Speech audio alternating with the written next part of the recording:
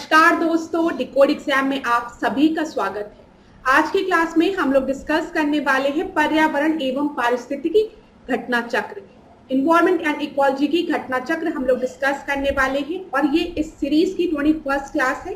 तो अगर अभी तक आपने 20 क्लासेस को नहीं देखा है तो आप प्लेलिस्ट में जाइए, उन क्लासेस को जरूर देखिए। परीक्षा की दृष्टि से महत्वपूर्ण टॉपिक है ये, तो इसका अध्ययन आप लोग जरूर करिए। तो चलिए आज की क्लास स्टार्ट करते हैं मेरे साथ ऐश्वर्या सिंह के साथ। आज की क्लास को स्टार्ट करने से पहले थोड़ी सी इंफॉर्मेशन मैं आप लोगों को दूंगी फाउंडेशन कोर्स की, जो कि डिकोड एग्जाम आप लोगों के लिए लेकर आया है। इस फाउंडेशन कोर्स में एंटायर आरओ के सिलेबस को कवर किया गया है थ्रू वीडियो लेक्चर्स। यहाँ पर आपको नोट्स प्रोवाइड की जाएगी पीडीएफ के फॉर्मेट में, आपको टेस्ट सीरीज प्रोवाइड की जाएगी जहां पर आप अपने परफॉर्मेंस को इवैल्यूएट कर सकते हैं। और अगर आपको किसी भी तरीके का डाउट होता है क्लास, तो आप उसको पूछ भी सकते हैं टेलीग्राम ग्रुप पे। अगर इस कोर्स से रिलेटेड आपको कोई भी इंफॉर्मेशन चाहिए तो आप इस नंबर पर व्हाट्सएप करिए, जो कि स्क्रीन पर आपको दिया गया है। यहाँ पर आपको सारी इंफॉर्मेशन प्रोवाइड करा दी जाएगी।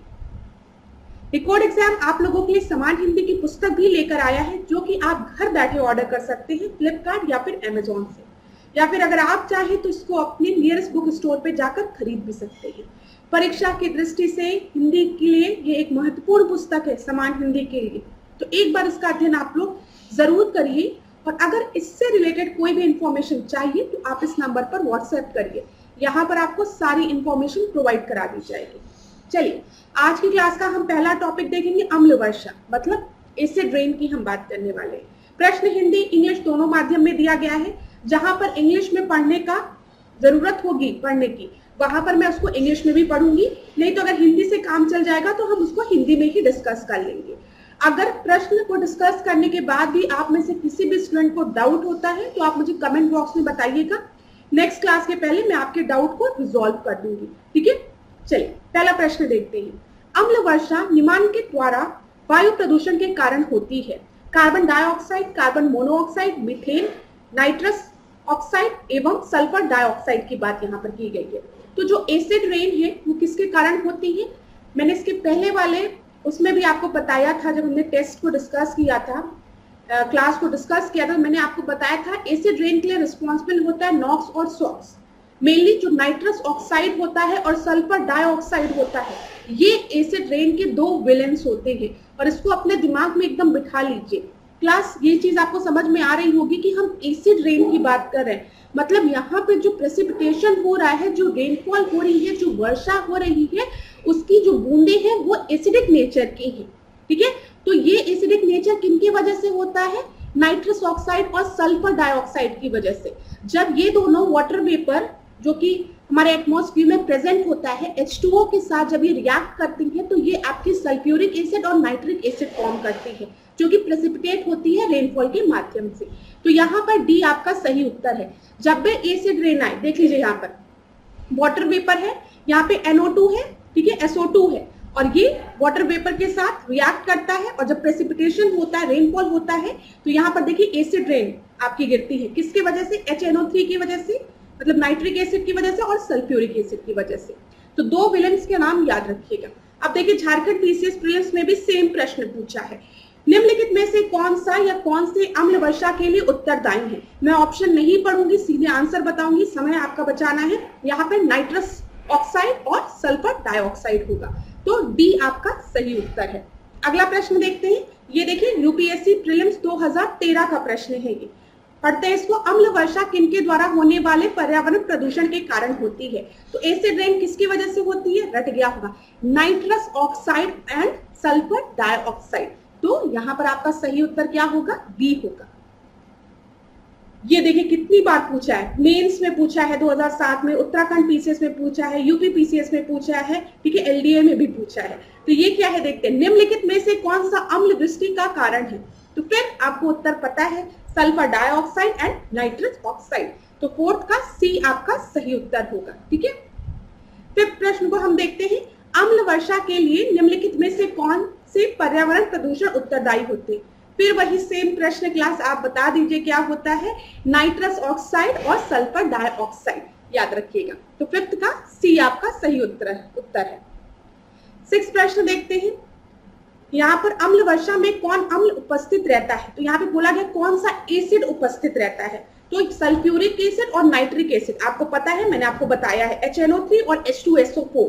तो यहाँ पे देख लेते हैं बेंजोइक अम्ल, बिल्कुल मत परेशान हुए, नहीं, एसिटिक नहीं, नाइट्रिक, तो यहाँ पर सही क्या हो जाएगा, सी। याद रखिएगा नाइट्रिक एसिड और सल्फ्यूरिक एसिड के प्रेजेंस के कारण एसिड रेन होती है। 7 प्रश्न को देखते हैं, अम्ल वर्षा में निम्नलिखित होते हैं। फिर वही सेम प्रश्न क्लास छत्तीसगढ़ पीसीएस 2020 में पूछा गया ये प्रश्न है और आप सभी को इसका उत्तर पता है, बता दीजिए जल्दी से, क्या है, nitric acid and sulphuric acid, तो यहाँ पर सी आपका सही उत्तर है। 8th प्रश्न देख लीजिए, अम्ल वर्षा के घटक है, अब बताइए घटक क्या है। फिर आप सभी को पता है यहाँ पर नाइट्रिक एसिड भी होता है, सल्फ्यूरिक एसिड भी होता है, तो ए और बी यहाँ पर होना चाहिए, तथा दोनों, यहाँ पे ए एंड बी होना चाहिए, ठीक है, तो डी आपका सही उत्तर होगा। विलेन याद रखिएगा, बस आराम से सारे प्रश्न लग रहे हैं। 9 प्रश्न को देखते हैं, ये देखिए ये भी यूपीएससी प्रीलिम्स 2022 का प्रश्न है। अब देखिए 22 का प्रश्न है क्लास ये, अब आप लोग मुझे खुद उत्तर देंगे। निम्नलिखित पर विचार कीजिए कि एसिड रेन, यहाँ पे क्या लिखा, वातावरण में उपयुक्त में से किसकी या किन की अधिकता होने से अम्ल वर्षा होती है। अगर आपको याद रहता कि 2 ही विलेन होते हैं तो आप इस उत्तर को सही कर लेते। अब दिया है carbon monoxide, ozone, sulphur dioxide, nitrogen oxide, तो आप सभी को पता है यहाँ पर कौन कौन रिस्पॉन्सिबल होते हैं, नाइट्रोजन ऑक्साइड और सल्फर डाइऑक्साइड, ठीक है। यहाँ पर 9th का बी आपका सही उत्तर होगा। ये देख लीजिए, ये यूपीएससी प्रीलिम्स 2022 का रिसेंट प्रश्न है ये। चलिए 10वें प्रश्न को अब हम देखते हैं। 10वां प्रश्न, अम्ल वर्षा में नीचे दिए गए कौन से प्रदूषण वर्षा जल एवं हिम को प्रदूषित करते हैं। तो यहाँ पर देख लेते हैं sulphur dioxide, nitrogen oxide, carbon dioxide, methane. अब मुझे उत्तर बता दो जल्दी से, एक और दो, ठीक है, सल्फर डाइऑक्साइड और नाइट्रोजन ऑक्साइड। यहाँ पर देखिए क्लास, मैंने आपको पहले भी कहा है कि आप यूपीएससी के प्रश्नों को देखिए परेशान मत हुआ करिए, लग रहे हैं सॉल्व हो रहे हैं आप लोगों के प्रश्न और आप ही लोग सॉल्व कर रहे हैं, चीजें अब समझ में आ रही होगी आपको। 1-2 प्रश्नों को अगर हम छोड़ दें तो ज्यादातर प्रश्न सॉल्व हो ही जाते हैं बहुत आराम से। 11वें प्रश्न को हम देखते हैं, अम्ल वर्षा होती है, एसिड रेन अकर्स, किसकी वजह से होती है, due to acid vapour reaching the cloud and getting cooled, ठीक है, बादल तक पहुंचकर ठंडी होने वाली अम्ल वाष्प के कारण। अब ये यूपी पीसीएस प्रीलिम्स 2001 में पूछा गया प्रश्न है। वर्षा के जल और कार्बन डाइऑक्साइड प्रदूषकों के मध्य प्रतिक्रिया के कारण। अब बताओ, जब मैं एसिड रेन बता रही हूं, मैं कहीं पर भी आपसे कार्बन डाइऑक्साइड की बात की है, नहीं की है। क्यों करूंगी कार्बन डाइऑक्साइड की बात, कार्बन डाइऑक्साइड वाटर के साथ रिएक्ट करके एसिड बना रहा है, नहीं बना रहा है। कौन कौन बना रहा है, नाइट्रस ऑक्साइड बना रहा है और सल्फ्यूरिक एसिड बना रहा है, तो इन्हीं दोनों को हमको याद रखना है। तीसरा देखिए, बादल के जल एवं सल्फर डाइऑक्साइड प्रदूषकों के मध्य प्रतिक्रिया के फलस्वरूप, तो यहाँ पर सी आपका सही उत्तर है। As a result of the reaction between the cloud vapours and the sulphur dioxide pollutant. अब यहाँ पर सल्फर डाइऑक्साइड पॉल्यूटेंट दिया है, हो सकता है अगली बार आपको यहाँ पे नाइट्रस ऑक्साइड दे दी, ठीक है, तो कंफ्यूज नहीं होना है, दोनों विलेंस के नाम याद रखने हैं।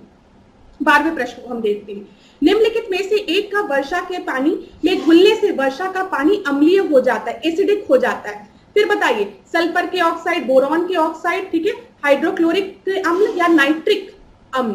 तो यहाँ पर आप क्या याद रखेंगे, यहाँ पर आप याद रखेंगे सल्फर के ऑक्साइड, ठीक है, सल्फर ऑक्साइड को आप याद रखेंगे। तो 12वें का ए आपका सही उत्तर है। 13वां हम देखते हैं, अम्ल वर्षा होती है, अम्ल वर्षा किसके कारण होती है, कारखानों से, ठीक है, पेट्रोल से, कोयला जलाने से या फिर लकड़ी से। अब क्लास याद रखिएगा, अम्ल वर्षा होती है किसके कारण, यहाँ पे बोला है सोर्स क्या है मेनली, ठीक है। लास्ट क्लास में मैंने आपको एक चीज बताया था कि जो भी ह्यूमन फैक्टर्स होते हैं, जो भी ह्यूमन सोर्स होते हैं, उसको हम क्या कहते हैं, एंथ्रोपोजेनिक सोर्स ना, मैन मेड सोर्सेस की हम बात करें जिसकी वजह से पॉल्यूशन आपका हो रहा है, ये चीज आपको पता है ना। तो यहाँ पे इंडस्ट्रीज जो है, इंडस्ट्रीज से आपके नॉक्स भी रिलीज होते हैं, सॉक्स भी रिलीज होते हैं, मतलब ऑक्साइड ऑफ नाइट्रोजन, ठीक है, नाइट्रस ऑक्साइड की हम बात कर रहे हैं और साथ ही साथ हम किसकी बात कर रहे हैं, सल्फर डाइऑक्साइड की बात कर रहे हैं। तो कारखाने जो है, इंडस्ट्रीज जो है, ये आपका मेन सोर्स है। 13 का ए आपका सही उत्तर है। मुख्य सोर्स पूछा था इसलिए हमने ए पे टिक लगाया। 14 प्रश्न को देखते हैं, निम्नलिखित में से कौन सी गैस वायुमंडल में अम्लीय वर्षा की उत्पत्ति के लिए उत्तरदायी होती है। तो अब आप सभी को पता है, मैं फिर से नहीं बोलूंगी, सल्फर डाइऑक्साइड, डी आपका सही उत्तर है। आप खुद देख लीजिए ये प्रश्न कितनी बार रिपीट हुआ है। 15 प्रश्न को देखते हैं, अम्ल वर्षा से निम्नलिखित देशों में से कौन क्षतिग्रस्त होते हैं।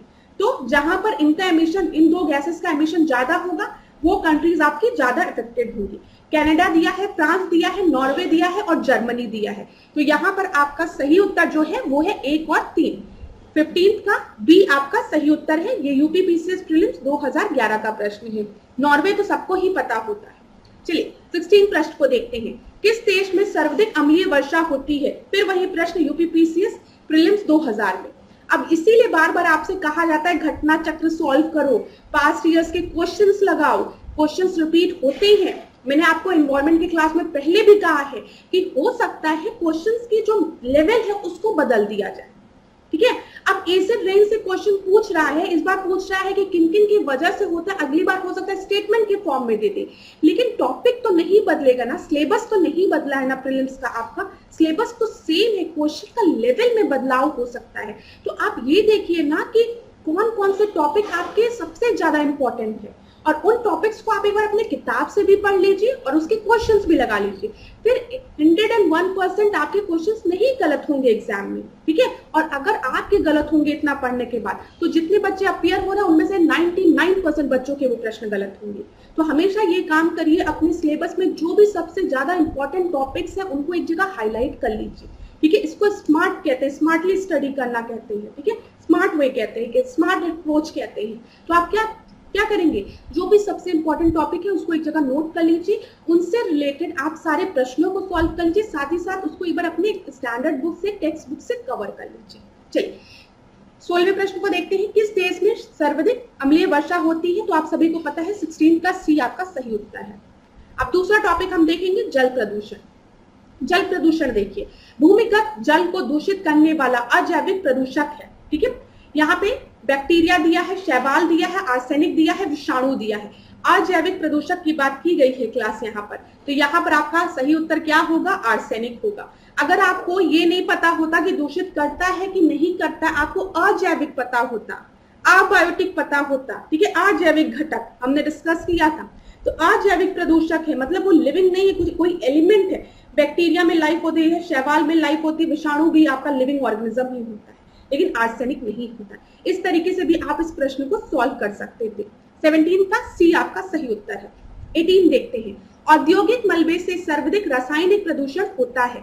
तो कहाँ सर्वाधिक रासायनिक प्रदूषण होता है? कहाँ से? चमड़ा उद्योग से। चमड़ा उद्योग से कानपुर रीजन जो है वो इंडस्ट्रीज के लिए बहुत फेमस है, और चमड़ा उद्योग के लिए इधर के रीजन आपके बहुत फेमस है, जिसकी वजह से यहाँ की जो पानी है ना वो बहुत ही ज्यादा पॉल्यूटेड हो चुके हैं, ठीक है। तो 18 का ए आपका सही उत्तर है। 19 प्रश्न को देखते हैं। निम्नलिखित में से कौन सा एक वायु प्रदूषण से संबंधित नहीं है? वायु प्रदूषण की बात की गई है, एयर पॉल्यूशन की बात की गई है।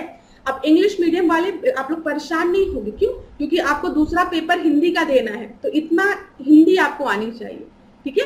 इसके लिए मत परेशान होना। हाँ, जहाँ पे क्वेश्चन बहुत लेंदी होते हैं, यूपीएससी के जो क्वेश्चंस होते हैं या फिर यूपीपीसीएस में कभी कभी लेंदी प्रश्न पूछ लेते हैं, उसकी इंग्लिश जरूरी होती है, वहां पे मैं डिस्कस करूंगी। लेकिन वायु प्रदूषण, जल प्रदूषण, ठीक है, इतना आपको समझ में आ रहा होगा। तो देखिए, वायु प्रदूषण से संबंधित नहीं है बोला गया स्मॉग। कल मैंने आपसे डिस्कस किया था, जब भी हम स्मॉग की बात करते हैं तो यहाँ पर स्मोक और फॉग की बात करते हैं, ठीक है। और ये आपका एक तरीके का क्या है? ये आपका एक तरीके का सेकेंडरी पॉल्यूटेंट है, ये मैंने आपको बताया था। अच्छा, आप में से किसी स्टूडेंट ने सेकेंडरी पॉल्यूटेंट और प्राइमरी पॉल्यूटेंट की लिस्ट मांगी है ना, कि मैम कंफ्यूजन हो रही है। तो मैंने अभी लेक्चर स्टार्ट करने के पहले ही आपकी ये क्वेरी देखी, हम लोग कमिंग लेक्चर में उसको कवर कर लेंगे। एक दो लोगों की और मैंने क्वेरीज देखे, उसको हम लोग नेक्स्ट लेक्चर में कवर कर लेंगे, उसकी चिंता आप लोग बिल्कुल भी मत करिएगा। और किसी को कोई डाउट होता है तो आप कमेंट बॉक्स में पूछ सकते हैं, ठीक है। अब देखिए, यहाँ पे अम्ल वर्षा की बात करते हैं, एसिड रेन की बात करते हैं, तो ये भी वायु प्रदूषण के कारण होता है, समझ में आ रहा है। यहाँ पर देखिए एक शब्द लिखा है यूट्रोफिकेशन। यूट्रोफिकेशन से रिलेटेड प्रश्न भी पेपर में कई बार आते हैं। यूट्रोफिकेशन की जब हम बात करते हैं तो ये एयर पॉल्यूशन से रिलेटेड नहीं होता है, ये आपका वाटर पॉल्यूशन से रिलेटेड होता है। इसको मैं आपको एक बार डिस्कस कर लेती हूँ। तो इस प्रश्न का जो सही उत्तर है वो क्या है? 19 का सी, क्योंकि ये वाटर पॉल्यूशन से रिलेटेड होता है। अब इसको समझना, आप इस तरीके से समझो, यहाँ पे एक फार्म लैंड है, यहाँ पर एक एग्रीकल्चर लैंड है। एग्रीकल्चर लैंड में पेस्टिसाइड्स का यूज किया गया है, ठीक है। अब कभी बहुत तेज बारिश हुई, मतलब बहुत तेज बारिश हुई, इतनी तेज बारिश हुई कि एग्रीकल्चर लैंड से पानी होता हुआ यहाँ पर एक पॉन्ड है, ठीक है, एक तालाब है, मान ले रहे हैं, उसमें जाकर पानी गिर रहा है, ठीक है। मैंने क्या बोला, एक फार्म लैंड है या फिर एग्रीकल्चर लैंड है जहां पर कृषि हो रही है, वहां पे पेस्टिसाइड्स का यूज किया गया। पेस्टिसाइड में आपको पता है एनपीके पता है ना, नाइट्रोजन, फास्फोरस और पोटेशियम, इनका छिड़काव किया गया। अब किसी दिन बहुत तेज बारिश हुई तो पानी ना वहां से फ्लो होता हुआ जो तालाब था या नदी थी उसमें जाकर गिर गया। इतनी चीज समझ में आ गई, स्टोरी इमेजिन कर लिया होगा। अब इस तालाब में क्या हुआ, एनपीके जो आपका इसमें आके मिला, उनका जो अमाउंट है वो बढ़ जाएगा। समझो क्लास, यहाँ पर जब बारिश हुई और पानी आकर मिला यहाँ पर, तो यहाँ पर नाइट्रोजन फास्फोरस का जो अमाउंट है वो आपका बढ़ जाएगा इस तालाब में। अब इस तालाब में कुछ ऐसे आपके एल्गीज होंगे जिनका की खाना है एनपी, नाइट्रोजन फास्फोरस उनका खाना है, और जब उनको नाइट्रोजन फास्फोरस एक ह्यूज अमाउंट में मिलेगा, उनको खाना ज्यादा अमाउंट में मिलेगा, तो वो जल्दी जल्दी खाएंगे, और जब वो जल्दी जल्दी खाएंगे तो उनकी जो पॉपुलेशन है वो तेजी से बढ़ेगी क्योंकि उनको खाना मिल रहा है, ठीक है। तो अब उनको नाइट्रोजन फास्फोरस मिला इन एल्गीज को, तो अब इन लोगों ने जल्दी जल्दी खाना खाया और इनकी जो पॉपुलेशन है उसमें जल्दी जल्दी मल्टीप्लिकेशन होने लगा। और ये जो मल्टीप्लिकेशन हो रहा है इसके कारण हम इसको क्या कहते हैं, एल्गी बूम, एल्गी ब्लूम कहते हैं। क्यों? क्योंकि अगर इस पॉन्ड में, इस तालाब में पहले 10 एल्गी थी, हम ऐसे लेके चल रहे हैं, जब इन 10 एल्गी को नाइट्रोजन फास्फोरस मिला, इनका माइक्रोन्यूट्रिएंट मिला, तो इनका ये जो पॉपुलेशन है वो आपकी मल्टीप्लाई हो गई। अब यहाँ पर 100 हो गई, अब ये 100,000 में होगी, तो इनका मल्टीप्लिकेशन ज्यादा हो रहा है और यहाँ पे एल्गल बूम हो जाएगा, ठीक है। तो आप देखते होंगे तालाब है या फिर बहुत से ऐसे जहां पे पानी रुका हुआ है, वहां पर एक हरी हरी एकदम परत बन जाती है ना, दलदल हो जाता है जो एरिया, तो वो एल्गल बूम होता है, ठीक है। और ये एक तरीके का वाटर पॉल्यूशन होता है। क्यों? क्योंकि ये जो एटमॉस्फेरिक ऑक्सीजन है और जो नीचे जो लिविंग ऑर्गेनिज्म रह रहे हैं पानी में, एक्वेटिक ऑर्गेनिज्म, उनके बीच में एक लेयर क्रिएट कर देता है। अब जो सनलाइट है वो भी पानी के अंदर नहीं जा पाएगी, तो जो लिविंग ऑर्गेनिज्म है उनको डिसॉल्व ऑक्सीजन की कमी हो जाएगी। जो भी आपके लिविंग ऑर्गेनिज्म, एक्वेटिक ऑर्गेनिज्म जो पानी में रह रहे हैं, वो ऑक्सीजन किस माध्यम से लेते हैं, डिसॉल्व ऑक्सीजन के माध्यम से लेते हैं। अब जब ये एक परत आ जाएगी एल्गल ब्लूम की, जो हरी हरी आपको शैवाल की जो परत दिखती है, वो एक लेयर क्रिएट कर देगी, सनलाइट भी नहीं पहुंच पाएगी, फोटोसिंथेसिस प्रोसेस नहीं हो पाएगा, ऑक्सीजन नहीं बन पाएगा, डिसॉल्व ऑक्सीजन नहीं मिलेगा, और जो एक्वेटिक ऑर्गेनिज्म आपके पानी में रह रहे हैं, जो जीव जंतु पानी में है, वो धीमे धीमे मरने लगेंगे, जो डिसॉल्व ऑक्सीजन है वो खत्म होने लगेगा। तो यही पूरा प्रोसेस होता है और एक डेड जोन क्रिएट हो जाएगा। एक बार पेपर में ये भी प्रश्न पूछा कि डेड जोन क्या होता है। डेड जोन वो एरिया होता है जहां पर पानी में, वो एरिया होता है जहां पर जो डिसॉल्व ऑक्सीजन होता है वो पूरी तरीके से खत्म हो गया होता है, और जब डिसॉल्व ऑक्सीजन नहीं रहेगा तो वहां पर जो भी माइक्रो ऑर्गेनिज्म है, जो भी एक्वेटिक ऑर्गेनिज्म है, वो भी वहां पे सर्वाइव नहीं कर पाएंगे, मतलब पूरा डेड हो चुका है वो जोन। तो ये चीज समझ में आ गया होगा। चलिए अभी आगे अगर ये टॉपिक आएगा तो हम और अच्छे से इसको एक्सप्लेन करेंगे। आपको अगर अच्छा समझ में आया हो, मतलब समझ में आ गया हो, तो बहुत अच्छी बात है, ठीक है, नहीं तो बताना मुझे। चलिए 20वें प्रश्न को हम देखते हैं। सुपोषण के संदर्भ में निम्नलिखित में से कौन सा कथन सही है? तो यहाँ पर क्या बोला गया है, न्यूट्रिशन के संबंध में बोला गया है। या जल निकाय के पोषक तत्व संवर्धन की घटना है। दूसरा है या जल में घुलित ऑक्सीजन को कम करता है। अब क्लास यहाँ पर देख लीजिए, यहाँ पर इसको न्यूट्रिशन मत लीजिए, यहाँ पर वही चीज जो मैंने आपको बताई है, सुपोषण के संदर्भ में निम्नलिखित। तो या जल निकाय के पोषक तत्व संवर्धन की घटना है, ठीक है, इनरिचमेंट ऑफ वाटर। मैंने आपको बताया ना, कहीं से आपका जो फर्टिलाइजर है, पेस्टिसाइड है, एनपी आ गया आपकी, तो इनरिचमेंट हो जाता है। और या जल में घुलित ऑक्सीजन को कम करता है, ये भी सही है। तो यहाँ पर आपका सही उत्तर क्या हो जाएगा, बोथ 1 और 2। तो यहाँ पर यूट्रोफिकेशन की हम बात कर रहे हैं, ये चीज आप याद रखिएगा, ठीक है, ये चीज समझ में आ गया होगा आपका। तो 20वें का सी आपका सही उत्तर है। इनरिचमेंट हो रहा है न्यूट्रिएंट का, न्यूट्रिएंट के इनरिचमेंट के कारण एल्गल ब्लूम हो रहा है, ठीक है। फिर एल्गल ब्लूम के कारण जो ऑक्सीजन, डिसॉल्व्ड ऑक्सीजन है, उनकी डेफिशिएंसी हो रही है। 21वें प्रश्न को हम देखते हैं। जैविक ऑक्सीजन आवश्यकता बीओडी एक प्रकार का प्रदूषण सूचकांक है। तो यहाँ पे बायोलॉजिकल ऑक्सीजन डिमांड की बात की गई है। ये क्या रिप्रेजेंट करता है, इन एक्वेटिक इन्वायरमेंट में, सॉइल में, एयर में, या फिर ऑल ऑफ द एबव। तो बायोलॉजिकल ऑक्सीजन डिमांड जो है ये आपका एक तरीके का पॉल्यूशन इंडेक्स है, किसमें? एक्वेटिक इन्वायरमेंट में। किसमें? एक्वेटिक इन्वायरमेंट में, याद रखिएगा। अभी मैं बीओडी बताती हूँ आपको, प्रश्न देख लीजिए। किसी जल क्षेत्र में बीओडी की अधिकता संकेत देती है कि उसका जल खनिज प्राप्त कर रहा है, गैस प्राप्त कर रहा है, सीवेज से प्रदूषित हो रहा है या एरोट्रोपिक है। तो यहाँ पे एट्रोपिक है, तो यहाँ पर आप याद रखिएगा, यहाँ पर 20वें का आपका सी सही उत्तर है। यूपीपीसीएस 2007 में ये प्रश्न पूछा है। जब भी आपके पानी में कहीं से सीवेज या फिर कुछ किसी भी तरीके से वहां पर गंदगी आके मिल रही है, तो यहाँ पर जो माइक्रो ऑर्गेनिज्म है ना, इनकी जो पॉपुलेशन है, जो ग्रोथ है, वो बहुत तेजी से बढ़ जाती है। और जब तेजी से बढ़ती है तो आपको पता है ये मरेंगे, इनकी लाइफ टाइम कितना होता है?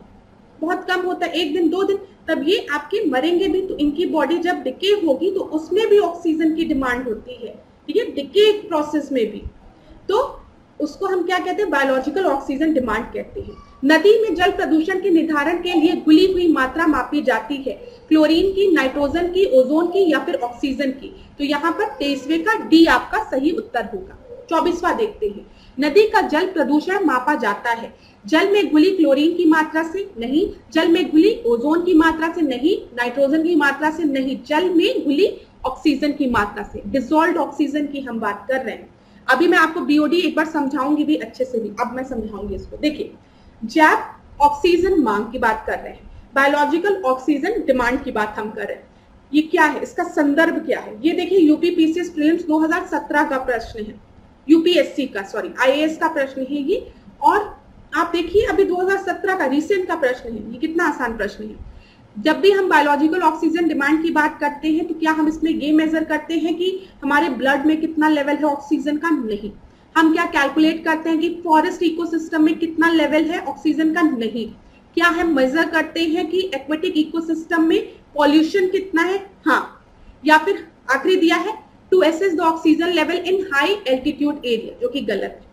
जब भी हम बायोलॉजिकल ऑक्सीजन डिमांड की बात करते हैं तो ये जलीय पारिस्थितिक तंत्रों में प्रदूषण के मापन के लिए यूज होता है। अब देखिए, यहाँ पर ध्यान से देखिएगा जो मैं आपको बताने जा रही हूँ। अभी तक अगर किसी को बायोलॉजिकल ऑक्सीजन डिमांड नहीं समझ में आया है, ठीक है, जिसको कि हम बायोकेमिकल ऑक्सीजन डिमांड भी कहते हैं, आप बिल्कुल भी परेशान नहीं होंगे। बीओडी की बात मैं कर रही हूँ। बीओडी वो ऑक्सीजन के डिमांड की बात हो रही है, इतना समझ में आया? Oxygen demand. तो कौन ऑक्सीजन डिमांड कर रहा है? जो पानी में आपके बैक्टीरिया और अदर माइक्रो ऑर्गेनिज्म हैं, वो ऑक्सीजन की डिमांड कर रहे हैं। क्यों ये ऑक्सीजन की डिमांड कर रहे हैं? वो ऑक्सीजन की डिमांड डिकम्पोजिशन के लिए कर रहे हैं, विखंडन के लिए कर रहे हैं, ठीक है, डिके करने के लिए वो ऑक्सीजन की डिमांड कर रहे हैं। मैम, क्या डिके करने के लिए वो ऑक्सीजन की डिमांड कर रहे हैं? जो भी ऑर्गेनिक मैटर वाटर में है, मैंने क्या क्या चीजें बोली? बीओडी मतलब बायोलॉजिकल ऑक्सीजन डिमांड, मतलब ऑक्सीजन की डिमांड हो रही है। कौन कर रहा है मैम ऑक्सीजन की डिमांड? ऑक्सीजन की डिमांड बैक्टीरिया और अदर माइक्रो ऑर्गेनिज्म कर रहे हैं। मैम, क्यों कर रहे हैं वो ऑक्सीजन की डिमांड? क्यों? क्योंकि वो डिकम्पोजिशन कर रहे हैं। किस चीज का डिकम्पोजिशन कर रहे हैं? ऑर्गेनिक मैटर का डिकम्पोजिशन कर रहे हैं जो कि पानी में है, ठीक है। और डिकम्पोजिशन के लिए उनको किसकी? ऑक्सीजन की रिक्वायरमेंट है। इसको हम क्या कहते हैं? एरोबिक कंडीशन कहते हैं ना, जब भी ऑक्सीजन की रिक्वायरमेंट होती है। तो ये चीज आपको समझ में आ गया होगा।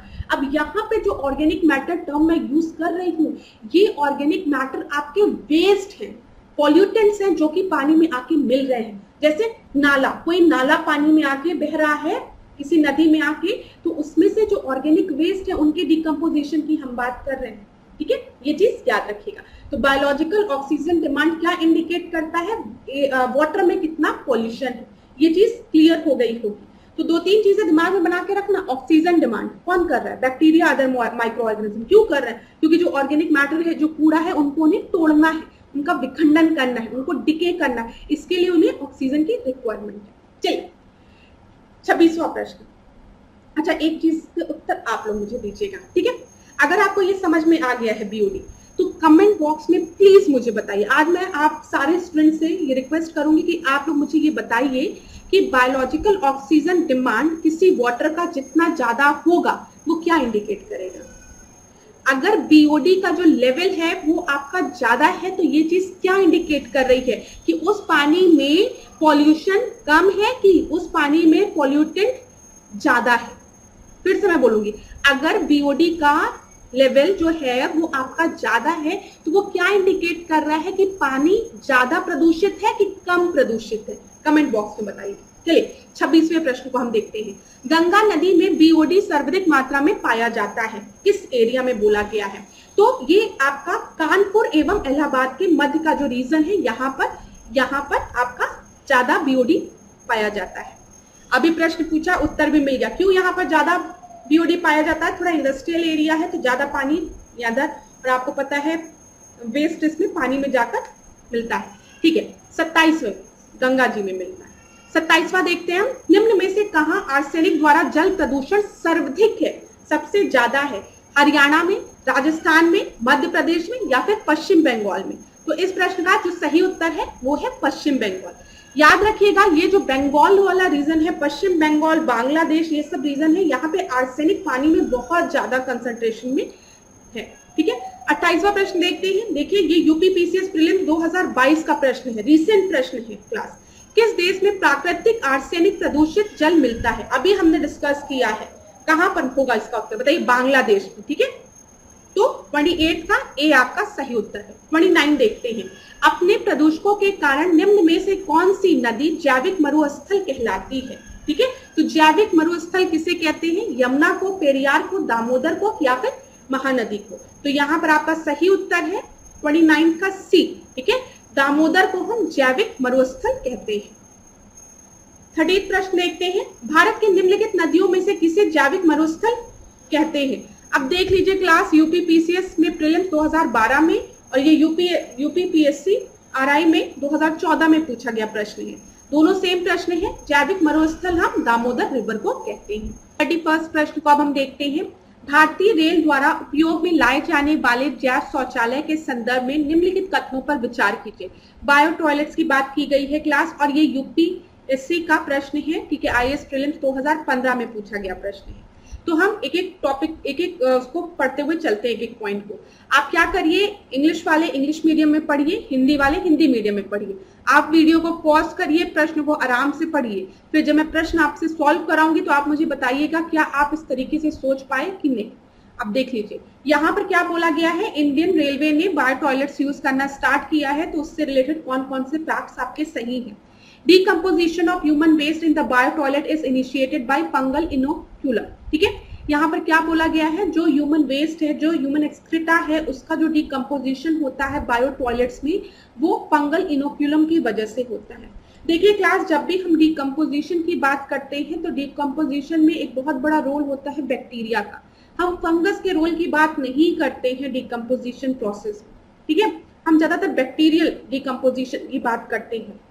दूसरा आपको दिया गया है, ammonia and water vapour are only end product in the decomposition which are release in the atmosphere. जब ये डिकम्पोजिशन होता है तो उसमें खाली अमोनिया और वाटर वेपर आपके बाय प्रोडक्ट्स होते हैं, और ओनली बोला गया है। तो ये चीज याद रखिएगा, मैंने आपको पहले भी बोला है कि जब भी यूपीएससी के प्रश्नों को पढ़िए और वहां पर ओनली शब्द दिया रहे तो 2 मिनट के लिए वेट कर लीजिए। देखिए, जरूरी नहीं है कि हर बार ये टेक्निक, ये ट्रिक आपकी सही ही हो, लेकिन हाँ, ज्यादातर उसमें ये ट्रिक सही होती है। जब कहीं पर भी ओनली दिया रहता है ना, तो थोड़ा सा आराम से पढ़ के देखा करिए, हो सकता है ये गलत हो। तो मैं आपको बता दूं, यहाँ पर जो दोनों ही स्टेटमेंट आपको दिए हैं वो बिल्कुल गलत है। ठीक है, जैव शौचालय की अगर हम बात कर रहे हैं, ह्यूमन वेस्ट की डिकम्पोजिशन की बात कर रहे हैं, तो ये फंगल इनोक्यूलम प्रोसेस के द्वारा नहीं होता है, और बायो प्रोडक्ट में खाली आपको अमोनिया और वाटर वेपर नहीं मिलता है। डी आपका सही उत्तर है। क्लास यहाँ पर देख लीजिए, बायो टॉयलेट जो ये था, ये आपका डीआरडीओ द्वारा डेवलप किया गया था। ये 2015 की न्यूज है। ठीक है, यहाँ पर इन्होंने क्या किया था, जो भी बायो टॉयलेट्स थे उसमें ह्यूमन जो वेस्ट था उसको वाटर और स्मॉल अमाउंट ऑफ गैसेस में कन्वर्ट किया था through with the help of bacteria. ये चीज याद रखिएगा। ठीक है, यहाँ पर याद रखिएगा, देखिए क्या है, have a colony of anaerobic bacteria. Anaerobic bacteria मतलब यहाँ पे ऑक्सीजन का प्रेजेंस नहीं होगा।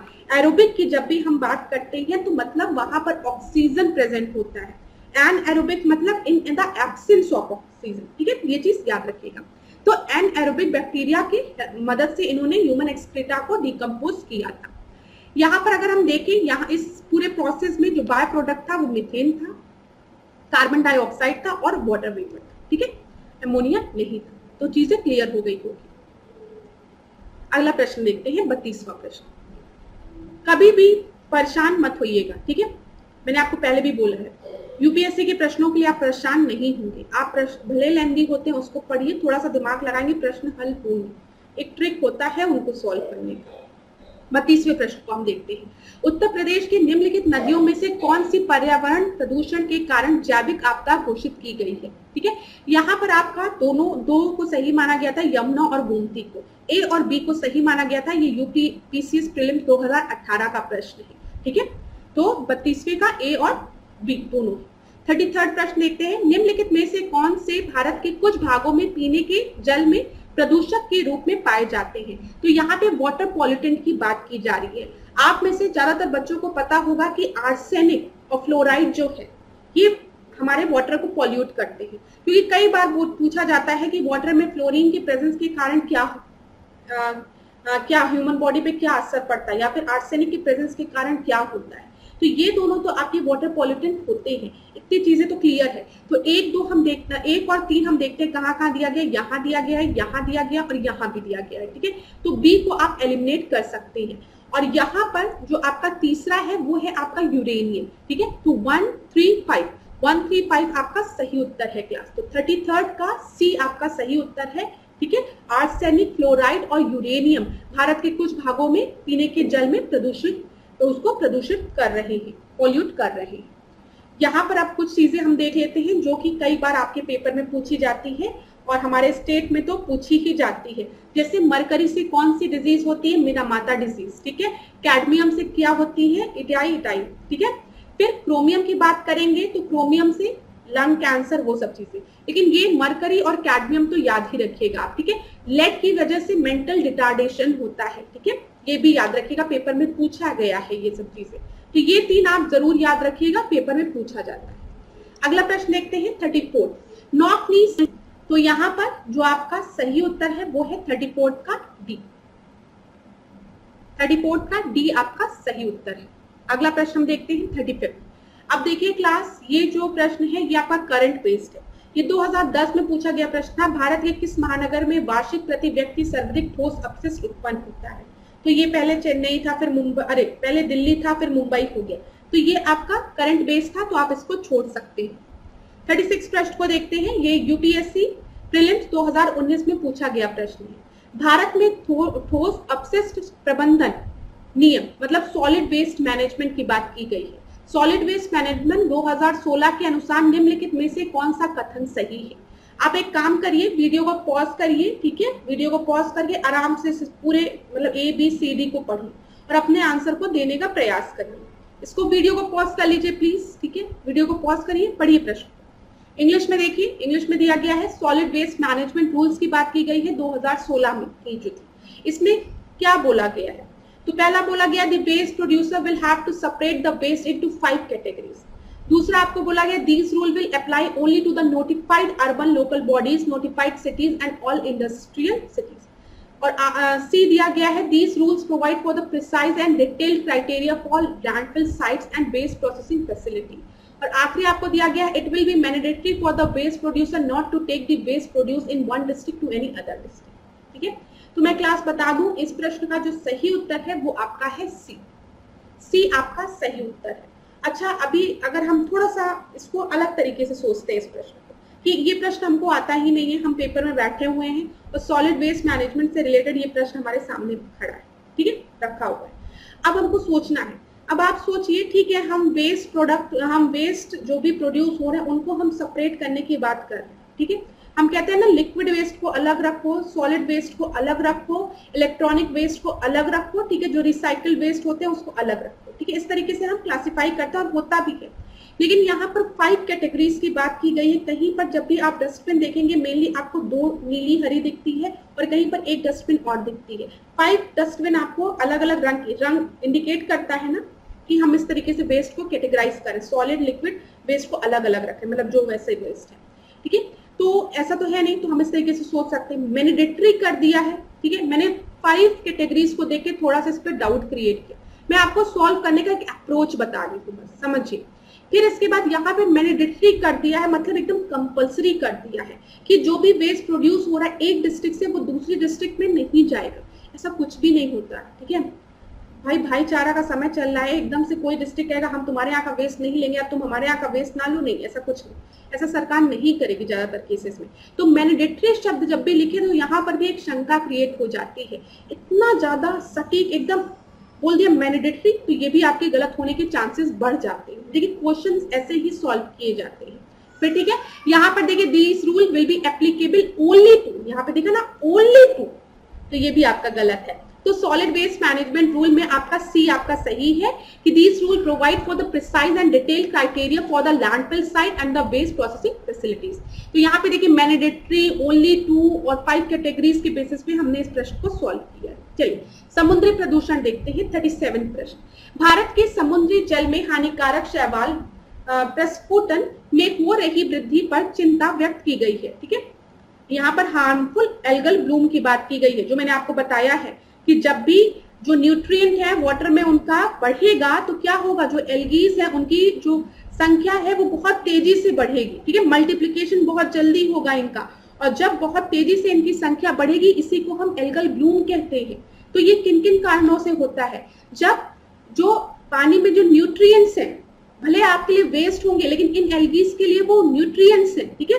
तो release of the nutrient, land run of in the monsoon, monsoon में भूमि के जलवायु, मैंने आपको बताया कहीं पे फर्टिलाइजर, पेस्टिसाइड, केमिकल्स का यूज किया जा रहा है, बहुत तेज बारिश हुई तो पानी जमीन से होता हुआ नदियों में जाकर मिला, तो यहाँ पर भी न्यूट्रिएंट एनरिचमेंट होगा, समझ में आ रहा है। समुद्र में उत्प्रवाह, ठीक है, अपफ्लो इनटू द ओशन, ये भी एक कारण है, ठीक है। समुद्र में अपफ्लो होगा तो ये जमीन तक ऊपर ऊपर जाएगा तो वहां से न्यूट्रिएंट खींच के लेके आएगा। तो यहाँ पर आपका सही उत्तर क्या हो जाएगा, 37 का डी आपका सही उत्तर हो जाएगा। समझ में आ गया होगा आपको। 38 देखते हैं, निम्नलिखित में से कहां अंतरराष्ट्रीय समुद्री संगठन का मुख्यालय है, ठीक है, ये आपका है लंदन में, ठीक है। 38 का आपका ए सही उत्तर होगा। समुद्री, यहाँ पर देख लीजिए अंतरराष्ट्रीय समुद्री संगठन का मुख्यालय लंदन में है। अगला प्रश्न हम देखते हैं, दक्षिण एशियाई समुद्र क्षेत्र में तेल और रासायनिक प्रदूषण पर सहयोग के लिए केंद्रीय मंत्रिमंडल ने भारत और SACEF, देखिए क्लास ये आपका ना करंट बेस्ड है, 2017 का ये प्रश्न है, तो आप इसको भी देखिए, आप छोड़ सकते हैं क्योंकि ये उस समय के समझौते की बात की गई थी। तो यहाँ पर वैसे आपका उत्तर था दक्षिण एशियाई सहकारी पर्यावरण कार्यक्रम, मुझे जहां तक लगता है इसको देख लीजिएगा, नहीं तो ये करंट बेस्ड है, आप इसको छोड़ सकते हैं। एनवायरमेंट इक्वालिटी में आपको ये याद रखना है कि बहुत से प्रश्न जो है वो करंट बेस्ड है, उनको आप स्किप कर सकते हैं, लेकिन आप याद रखेंगे जब भी कोई फर्स्ट है तो आपको उसको ध्यान में रखना है। चलिए 40वें प्रश्न को देखते हैं, महासागरों को अम्लीकरण बढ़ रहा है, महासागरों का अम्लीकरण बढ़ रहा है मतलब एसिडिफिकेशन बढ़ रहा है ओशियंस का, यह घटना क्यों चिंता का विषय है, ठीक है। जो ओशियनिक वाटर है उनका एसिडिफिकेशन हो रहा है, तो ये चिंता का विषय क्यों है, तो देखिए ये यूपीएससी प्रीलिम्स 2012 का प्रश्न है, तो करते हैं सॉल्व। कैल्शियम पादप प्लवक की वृद्धि और उत्तरजीवित प्रतिकूल रूप से प्रभावित होंगी। The growth and survival of calcareous phytoplankton will be adversely affected, ठीक है। पानी में जो आपके फाइटोप्लैंक्टन्स है उन पर असर पड़ेगा, सही बात है, जब पानी एसिडिक होगा तो जो फाइटोप्लैंक्टन्स हैं, जो छोटे छोटे प्लांट्स हैं आपके, ठीक है, फाइटोप्लैंक्टन्स, उन पर इफेक्ट पड़ेगा। जब जू प्लांट्स की हम बात करते हैं तो ये माइक्रो ऑर्गेनिज्म होते हैं, ठीक है, ये जीव होते हैं, मतलब एक आपके प्लांट्स की वैरायटी होती है और एक आपके एनिमल्स की, तो जू प्लैंक्टन्स एनिमल्स होते हैं, फाइटोप्लैंक्टन्स आपके प्लांट्स होते हैं, ये चीज याद रखिएगा। तो इनके ग्रोथ पे एडवर्सली इफेक्ट पड़ेगा, एकदम सही है। जो कोरल रीफ्स है, जो प्रवाल भित्तियां हैं, ठीक है, उन पर भी एक एडवर्सली इफेक्ट पड़ेगा, ठीक है, ठीक है, ये भी प्रतिकूल रूप से प्रभावित होंगी, सही है। कोरल रीफ्स आपको पता है, कुछ प्राणी जिनके लिमक पादप पल्वकीय होते हैं कि उत्तरजीवित प्रतिकूल रूप से प्रभावित होगा। यहाँ पे survival of some animals whose larva are the phytoplanktonic will be adversely affected, और आखिरी आपको दिया मेघ बीजन और मेघों का बनना प्रतिकूल रूप से प्रभावित होगा।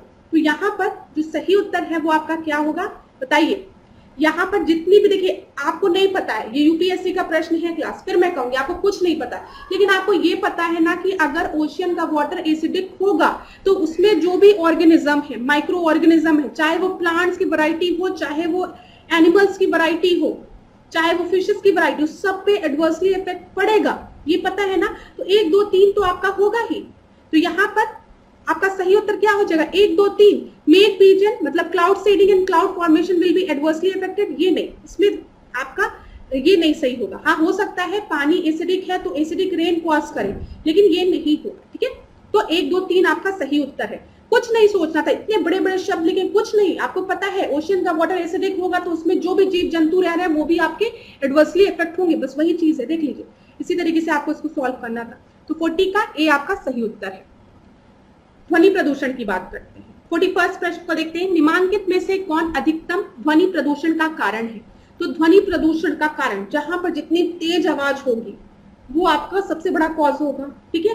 अब कहीं पे बहुत तेज आवाज हो रही है तो वहां पर उतना ज्यादा ध्वनि प्रदूषण होगा। तो यहाँ पे लिखा है भारी ट्रक यातायात, ठीक है, निर्वाचन सभाएं, फिर पॉप संगीत या फिर जेट इंजन, ठीक है, जेट उड़ान। तो यहाँ पे जेट उड़ान आपका होगा, जब जेट ऊपर ऐसे उड़ता है ना तो बहुत तेज नॉइज क्रिएट होती है, तो वहां पे नॉइज पॉल्यूशन आपका ज्यादा होगा। 42वां प्रश्न देखते हैं, निम्नलिखित में से कौन सा समान पारिस्थितिक में वृक्ष के पत्तों की सरसराहट का डेसिबल स्तर प्रदर्शित करता है? 10 dB, 20 dB, 60 dB या फिर 100 dB? तो 42 का जो सही उत्तर है वो है 20 dB, ठीक है, ये याद रखिएगा। 43वां प्रश्न देखते हैं, डेसिबल की बात हो रही है, ठीक है, हम साउंड की बात कर रहे हैं, साउंड का यूनिट क्या होता है? डेसिबल होता है, याद रखिएगा।